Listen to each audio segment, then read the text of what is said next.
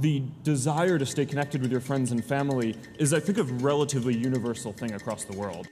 Mark Elliott Zuckerberg was born on May 14, 1984, in Dobbs Ferry, New York, and was already a computer programmer by the age of 12. He networked his family's computers to the point where any member of the family could log into somebody else's computer and leave a message. It demonstrated a future direction that he would take. During his sophomore year at Harvard University, Zuckerberg developed a course selection program called Course Match and a picture comparison program called Face Mash. Face Mash was a program based on photographs, and the program would post one next to another, and you would be asked to vote in the sense of who's hot and who's not. It became wildly popular and introduced the idea that maybe there was real potential in a social network. Although hired by a group of students to create a social network called Harvard Connection, Zuckerberg started his own competing website. When Tyler and Cameron Winklevoss and Divya Narendra read into Harvard Crimson about Face Mash, they hired him. But within a few weeks, Mark's interest flagged, and he decided to pursue his own interests, which was the Facebook. Zuckerberg dropped out of college his sophomore year and devoted himself full-time to Facebook.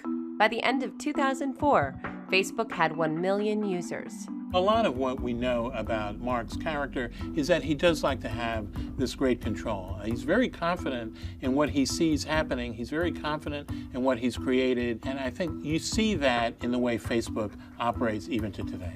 Facebook opened its door to more schools, increasing its membership to 5.5 million in 2005. And 1 year later, Zuckerberg rejected a $1 billion offer from Yahoo to sell his company. I think Mark never was going to sell that company. He was interested in creating a larger company. Many of the others on that board were interested in selling the company at that moment and cashing out. It would have been a big win for them, but he stuck to his guns. Zuckerberg was sued by the creators of Harvard Connection and forced to pay a settlement of $65 million, an event fictionalized in the Golden Globe Best Picture film, The Social Network.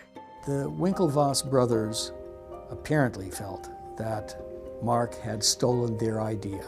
He denied it, and they settled out of court, so we'll never know.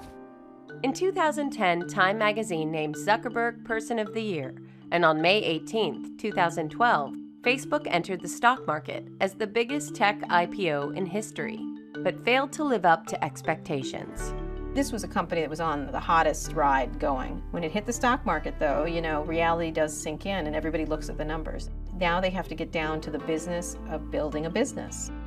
As of March 2012, Mark Zuckerberg was listed as the world's 9th most powerful person by Forbes magazine and has more than 900 million active users on Facebook.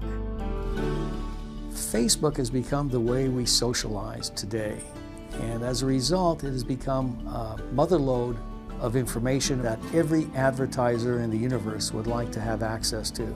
Facebook generated $3.7 billion in 2011, and this is just a small amount of money compared to where it will be in the future.